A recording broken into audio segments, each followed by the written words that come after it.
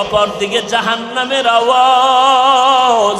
জাহান্নাম বলবে আল্লাহ বেনামাজি আর গুনাহগার গুলো কই? বেনামাজি গুলো আমার পেটের ভিতরে দাও। আল্লাহ বলবে জাহান্নাম একটু অপেক্ষা কর, আমি বিচারটা শেষ করিয়ে তোরে দিতেছি। জাহান্নাম থামে না, দাও বেনামাজি গুলো দাও।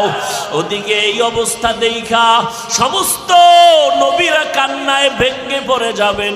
আদম কানবে, আল্লাহ আমারে বাঁচাও, আমি সইতে পারি না রে মালিক।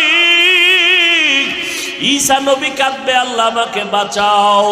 একমাত্র তোমার আমার মায়ার নবী